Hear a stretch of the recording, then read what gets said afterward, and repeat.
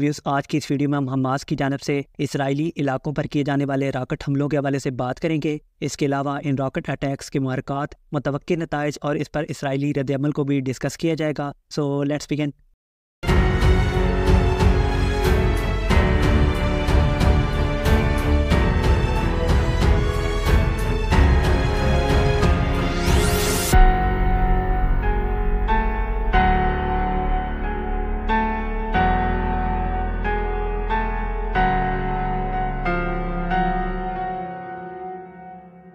Views آج صبح Hamas اور دیگر فلسطینی مزاحمتی تنظیموں نے مل کر اسرائیل کے مقبوضہ علاقوں مثلاً اکلیشان اور ٹیل اویو پر راکٹ حملہ کیا، جسے عالمی میڈیا ایک انپریسیڈکٹڈ اٹیک قرار دے رہا ہے۔ یوم کپور جنگ کی 50ویں سالگرہ کے موقع پر حماس نے اسرائیل پر 1500 راکٹس فائر کیے، جس کے نتیجے میں اب تک 500 سے زائد اسرائیلی ہلاک جبکہ 1600 کے قریب زخمی ہیں۔ اسرائیل نے اپنے اعلیٰ ترین فوجی کرنل جانسن سنسنبرگ سمیت 200 فوجیوں کے ہلاک ہونے کی تصدیق کر دی ہے۔ اس کے علاوہ حماس کی جانب سے اسرائیلی فوجی میجر جنرل نمود الونی سمیت متعدد افراد کو یرغمال بنانے کا دعویٰ کیا جا رہا ہے۔ اس راکٹ حملے کے بعد حماس کے مزاحمت کار جیپوں اور موٹر سائیکلز پر سوار ہو کر اسرائیلی علاقوں میں داخل ہوئے اور راستے میں موجود ٹینکوں کو تباہ کر دیا۔ اس کے علاوہ سوشل میڈیا پر جاری کردہ ویڈیوز میں مزاحمت کاروں کو پیراگلائڈرز کے ذریعے اسرائیل میں اترتے ہوئے دیکھا جا سکتا ہے۔ اسرائیلی وزیر اعظم نیتن یاہو نے حماس کے خلاف جنگ کا اعلان کرتے ہوئے بھرپور طاقت کی دھمکی دی ہے۔ نیتن یاہو کا کہنا تھا کہ ہم حماس سے بدلہ لیں گے،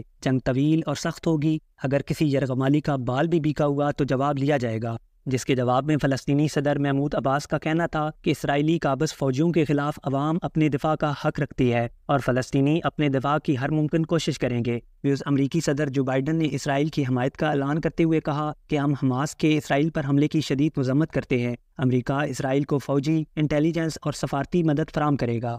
بائیڈن کا کہنا تھا کہ ہم ترک اور سعودی حکومت سے مسلسل رابطے میں ہیں اور تمام تر معاملات پر نظر رکھے ہوئے ہیں۔ اس کے علاوہ بہت سے یورپی ممالک مثلاً فرانس، گریس اور برطانیہ نے بھی حماس کو ایک دہشت گرد تنظیم قرار دیتے ہوئے اسرائیل میں ہونے والی اموات پر افسوس کا اظہار کیا ہے، جبکہ کشمیر میں ہونے والی ریاستی دہشت گردی کے اندر ملوث بھارت بھی اپنے سیاسی مفادات کی تکمیل کے لیے اسرائیلی سپورٹ میں سامنے آ گیا۔ اور بھارت کا یہ اقدام قابل فہم بھی ہے، کیونکہ جو ملک پچھلے 75 سالوں سے انسانی حقوق کو پامال اور دہشت گرد ریاست ہونے کا کردار ادا کر رہا ہو، وہ یقینی طور پر دوسری دہشت گرد ریاست کو سپورٹ کرے گا، کیونکہ دونوں کے مفادات اور عزائم مماثلت رکھتے ہیں۔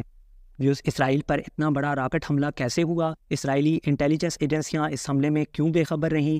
یہ تمام سوالات اس وقت اسرائیلی میڈیا اور عوام حکومت سے کر رہی ہے، جبکہ حماس کی جانب سے کیے جانے والے سرپرائز اٹیک کا تمام تر ذمہ دار وزیر اعظم نیتن یاہو اور اس کی ایکسٹریمسٹ حکومت کو ٹھہرایا جا رہا ہے۔ یاد رہے کہ نیتن یاہو کو پچھلے کچھ عرصے سے کرپشن اور بدعنوانی جیسے سنگین الزامات کا سامنا ہے، اور بہت سے تجزیہ کاروں کا دعویٰ ہے کہ وہ اپنی عوام کی توجہ ان الزامات سے ہٹانے کے لیے اس جنگ کو ہائپ دینے کی کوشش کر رہے ہیں، جس سے مستقبل میں حالات مزید شدت اختیار کر سکتے ہیں۔ اسرائیل نے 2007 سے غزہ کا محاصرہ کر رکھا ہے، اور اس دوران 8 بار اسرائیل نے حماس کے راکٹ حملوں کو جواز بنا کر نہتے فلسطینیوں پر ظلم ڈھائے۔ تمام دنیا حماس کو دہشت گرد تنظیم قرار دیتی ہے، مگر وہ یہ بات بھول جاتے ہیں کہ اسرائیل ریاستی دہشت گردی میں ملوث ہے۔ عرب دنیا جو کسی زمانے میں فلسطین کے ساتھ کڑی نظر آتی تھی، اب وہ اس تنازع کو پس پشت ڈال کر اسرائیل کے ساتھ تعلقات بحال کرتی نظر آ رہی ہے۔ UAE نے اسرائیل سے تعلقات اس شرط پر استوار کیے تھے کہ اسرائیل ویسٹ بینک میں سیٹلمنٹ روک دے گا، مگر ایسا نہیں ہوا۔ حماس کے اسرائیلی علاقوں پر راکٹ حملوں سے یہ بات عیاں ہوتی ہے کہ آزادی کی تحریکوں کو وقتی طور پر دبایا تو جا سکتا ہے، لیکن جذبہ آزادی کو مکمل طور پر ختم نہیں کیا جا سکتا۔ امید ہے اس ویڈیو سے آپ کی معلومات میں اضافہ ہوا ہوگا۔ ملتے ہیں اپنی اگلی ویڈیو میں، تب تک کے لیے اللہ حافظ۔ پاکستان زندہ باد۔